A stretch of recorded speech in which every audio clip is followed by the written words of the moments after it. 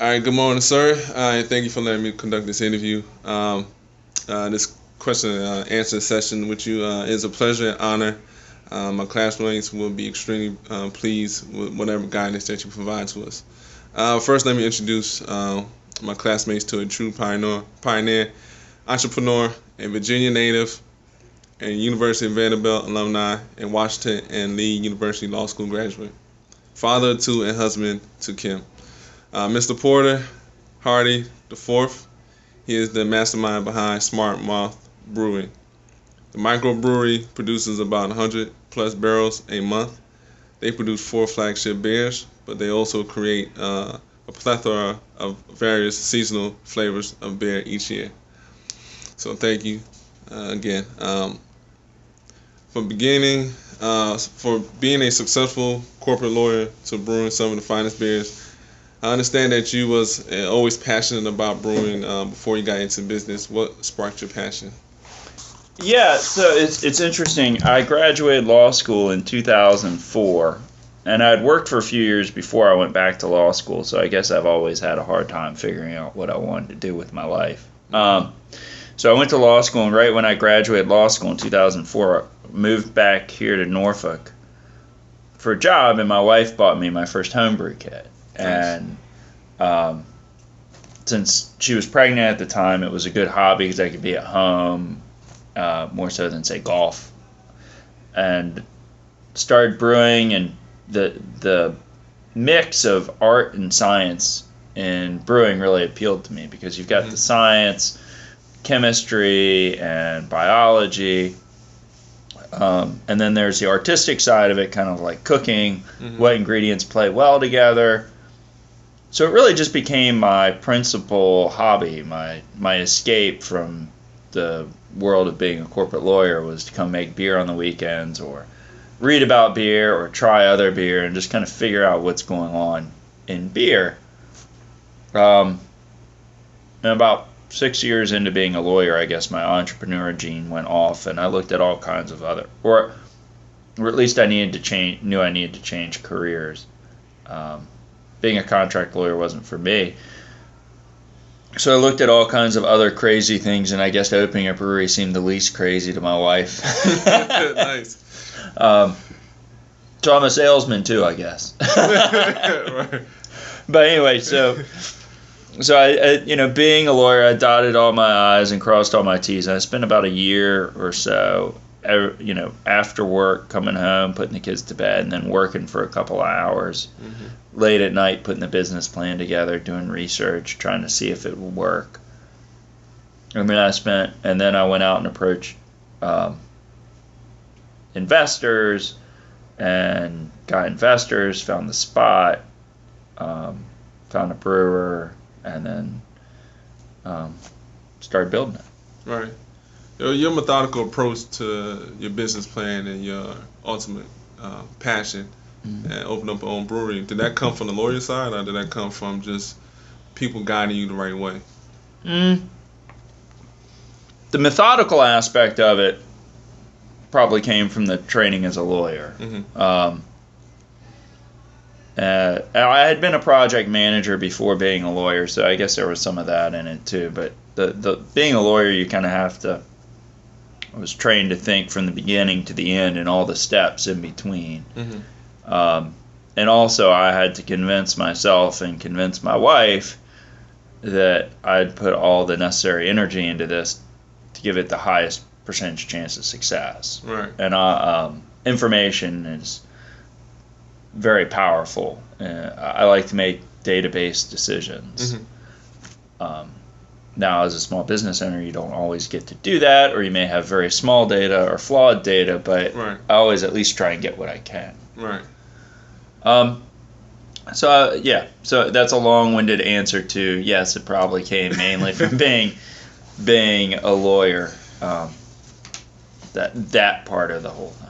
Right, because a lot of times business fails because they don't plan correctly, and that's one thing that we're learning right now. We recently conducted a financial projection worksheet, and I did mine, and my business is hemorrhaging money left and right, but it's hemorrhaging money in in two places: salaries and sales and marketing.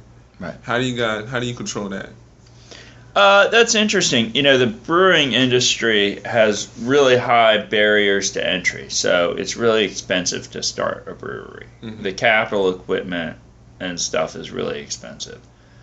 Labor prices or labor costs for a brewery are lower than most other industries because most people who work in a brewery do it for love of the product, love of the industry, and I always say people who work in breweries can make more money doing something else. Mm-hmm.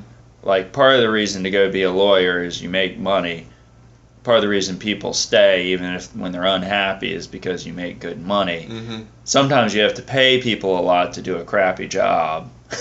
And sometimes if you give them a really good work environment and good incentives, you can pay them a little less. So personally for us, yes, wages are still our number one cost item. Okay. Across the board.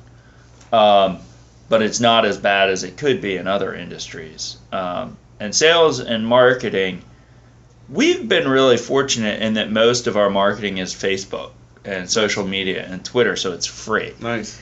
And word of mouth, and a lot of my job in the first 6 months was just kind of boots on the ground, going around to bars and restaurants and shaking their hands and meeting them and saying, hey, will you carry us? And you'll see that we're not in a whole lot of chain restaurants because with chains, they have national deals with people like Sam Adams. Right, yeah. Right. Versus I can walk into, say, No Frill Grill, meet Jerry and be like, hey, Jerry, I'm Porter. We both own a business. We both live in Norfolk. We put up my beer on draft. Just give me a try. Just try it once. If it doesn't sell, take it off. Right. If it does, keep it on. Right. So anyway, so our sales and marketing were never all that high. Although certainly almost every day somebody walks in trying to sell me advertising or marketing. Our biggest marketing expense, honestly, are like giveaway growlers, giveaway T-shirts, because any charitable organization who wants a silent auction item from us, we give them a bag with like a T-shirt and a growler, and that just helps kind of grassroots community type stuff. Right. That's probably our biggest marketing expense. So. That's one thing I'm getting to understand. The community aspect of the local businesses is huge, and it plays a big role. My other question was, in terms of going back to your initial startup, why did you seek additional investors? That's a good question. Like I said a minute ago, breweries are very capital intensive to start. Mm-hmm. So there's a lot of money you have to put in the building, into floors. We want a really nice tasting room. And if I was going to do this, if I was going to leave a fairly successful legal career where I was paid pretty good money to do this, I thought my highest chance of success was to do it. I hate to say big because we're not a big brewery compared to other breweries, but we started out bigger than most other people were starting a brewery at that time. Yeah, you're right about that. So personally, I knew I couldn't write every check that had to be made to start a brewery of the size that I thought would be successful. And I also didn't want the business to be strapped by a big bank loan. Okay. So we were about 85% equity, 10 or 15% loan to the bank. So we have a pretty small, our operating costs. My idea was I'll take a cut on the equity side. Like, I won't own as much of the business as I would ideally like to own. But my operating costs on a monthly basis are smaller, so I have a higher chance of success with the business by keeping my monthly costs lower. Mm-hmm. The other end of that question was there are actually 13 total investors. That includes me plus 12 others. And one of them is a guy named Chris Nykirk, who's been very instrumental and helpful. He and his wife. His wife is here almost every day working on something. And when he was in business school Chapel Hill at UNC back in the 90s, he put together a plan to start a brewery. And he was a big home brewer, but he likes his job at Norfolk Southern, so he wasn't willing to leave his job at Norfolk Southern. So he's kind of become my principal partner, and then I have a lot of basically silent partners. Mm-hmm. So he helps balance me out in certain ways and brings some financial knowledge to the table I didn't have. Though I still run all the operations. I still have the deciding vote. He's a very key, influential person here. Mm-hmm. And then all the other investors are really almost like little brand ambassadors. All the other 11 or 12 people are always out there. They're in accounts. They see what other people are pouring. They're asking for Smartmouth at their favorite restaurants. They're letting me know what's going on. So it's almost like having 12 unpaid salespeople out there. That's what I say. They come in to work for free. Yeah, exactly. They promote the brand for free. Yeah, exactly. So that was my idea from the beginning, was kind of to build my own, like the own network. And they've all been great. I've been very lucky. When I was a lawyer, I saw horror stories of investors who were problematic, and but I think I went through and this is longer than your question, so I apologize. No problem. Sorry. I was very careful in vetting out the investors, and trying to make sure that there were people I knew or had somebody vouch for them. Mm-hmm. It truly was friends and, no family. I didn't want my family involved. So, the old term friends and family, it was basically friends and friends of friends. Right. But I also was extremely upfront with them, and I was like, look, this is not... I had friends who came to me like, hey, I want you to guarantee a 5% preferred return or whatever. And I was like, look, this is not an apartment deal, or this is not a bond. This is high risk, high reward. You may never see anything. You may not, it's very different from another investment yield. I had to do a paper on inventory control. Okay. And just how the new ways of small businesses, or big businesses in general, from Navy to brewers. How do you guys manage inventory? That's a good question. In our particular business, it's probably not as tricky as in a lot of places. Mm-hmm. I guess we have merchandise, which is a small percentage of our sales, but a lot of items. So we have T-shirts of all different sizes and colors, hats, glasses, whatever, mm-hmm. things with our logo on them. And that gets tricky because you got to figure out how many mediums, large, extra larges are selling. And in the beginning, you just kind of take a guess. Mm-hmm. And then after you've been through a few seasons, you kind of see, okay, if we look at the data and we're keeping track of all this from the beginning, we can make database decisions on how many larges men's, okay, that's the biggest selling, T-shirt. In the beginning, we were way over ordering double XLs. And now I have a whole stack of them. Don't know what to do. Right. On the beer side, so that's, like I said, a small percentage of revenue, but lots of items. Mm-hmm. But they're important because that's part of sales and marketing. I mean, mm-hmm. we make money off of that, but really person walking around with a Smartmouth T-shirt on is a little billboard for us. Right. The flip side, the smaller items, bigger percentage is obviously the beer. So we really only sell one thing, which is beer. Mm-hmm. And now we break it down into our different brands. I mean, we have the Alter Ego Saison and the Rule G IPA and what have you.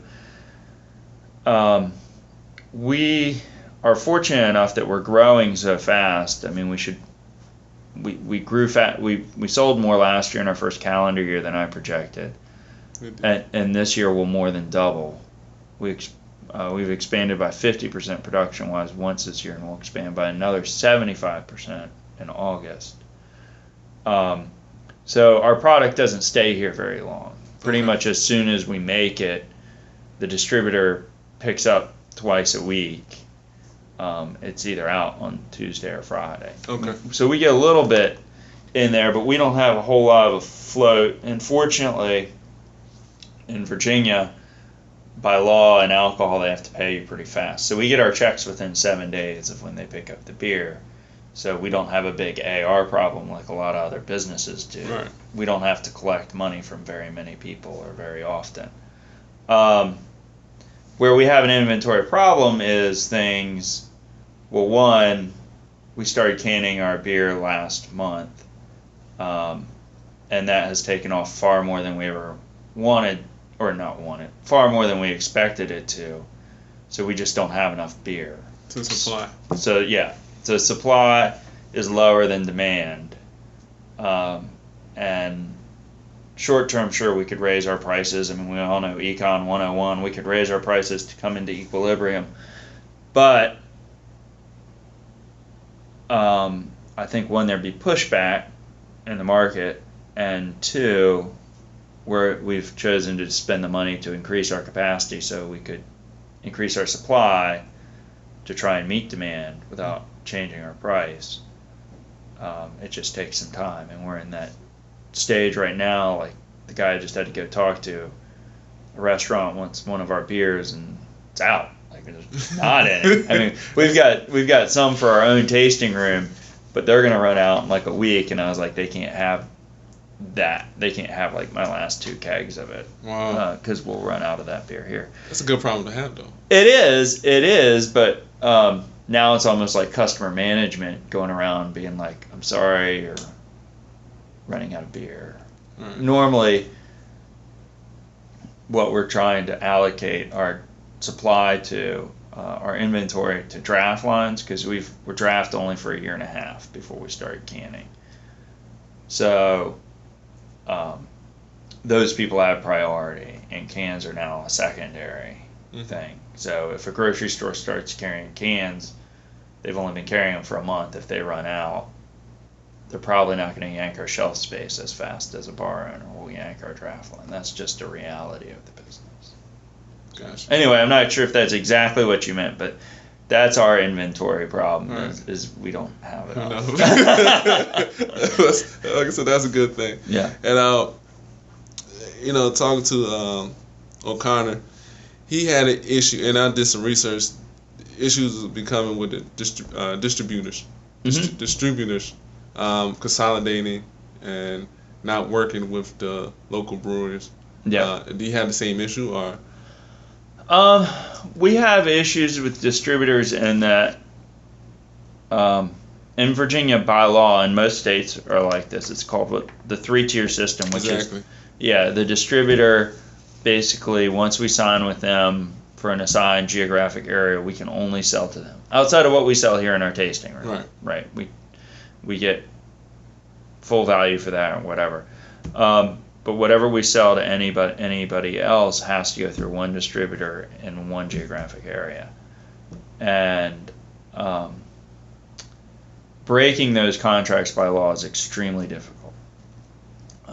In fact, it's not a contract for life. It's longer than that. When I die, my kids will be bound by the same contract to the same person.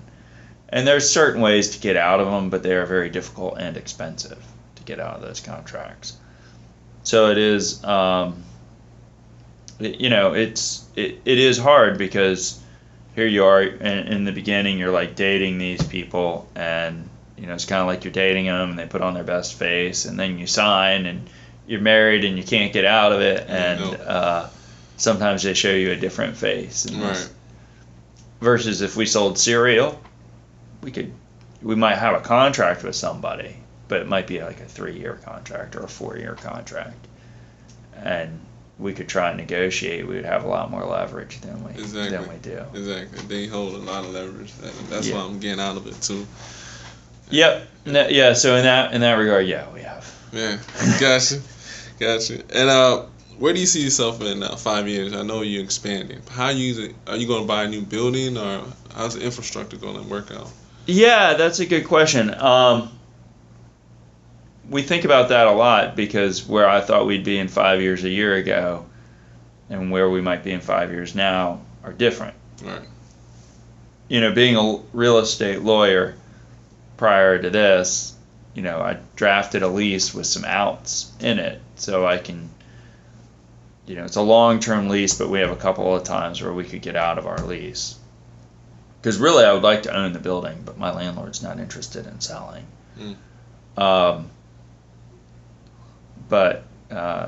So there's a couple options. One, we could abandon this facility at some point if we outgrow it and build a bigger production facility in, say, Suffolk or Chesapeake where land is cheaper.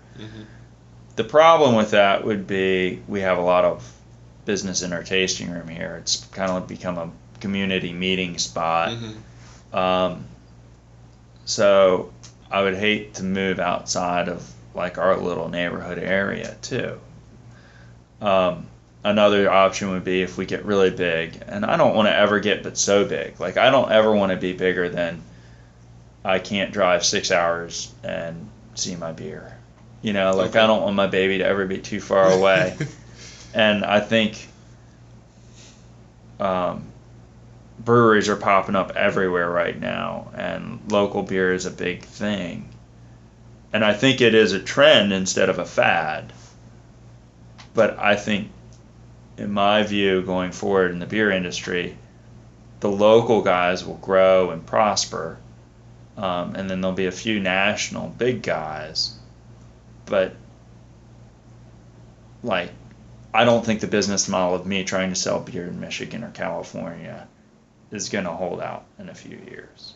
I think that's going to be really hard if you're not already big and in that space to expand and become a national mid-sized brewery. Unless they buy you out. Well, unless they buy you out, right? Yeah. Well, there's always that option. Right. But I think for us, if we become first one of the better, where I would like to be in 5 years is that we are the hometown beer for Hampton Roads. And obviously there's some other people competing with me for that. Kevin's one of them, and I think we're all friendly about it. He said the same thing. Yeah, right. I'd like to be the beer of Hampton Roads. Secondly, I'd like to be well regarded and widely distributed in Virginia. And then if we could get a little bit of distribution outside of Virginia, like into North Carolina, Maryland, maybe a little bit into Pennsylvania, I'd be happy and probably stop there and then just try and lock down in the areas where I am. And I think that size-wise and just my own life choices-wise, I don't particularly want to own some huge gargantuan company. I want to own something where I can still have my finger on what everything is going. I think also profit-wise, you start getting into a sweet spot there too, where you're making enough beer to make good money. You're not making so much beer that you're always paying a ton of money for advertising, a ton of money into capital, a ton of money. I mean, obviously you're starting to take advantage of some economies of scale, but you're not so big that it's a huge either company to run or an expensive company. Exactly. I don't know. We'll see. Yeah, we'll see. Like you say, you never know. 5 years, 2 years, everything changes. We just never know. Yeah. It's dynamic. Yep. And my last question is two parts to it. What are some lessons learned that you could share with us? And what is the biggest hurdle so far that you experienced? Some lessons learned. I mean, on the personal side, I would say that running a business, my day-to-day job is not exactly what I thought it would be. I spend a lot more time dealing with other people's problems so that they can go do their job effectively. So the number one resource I have to manage is a human resource.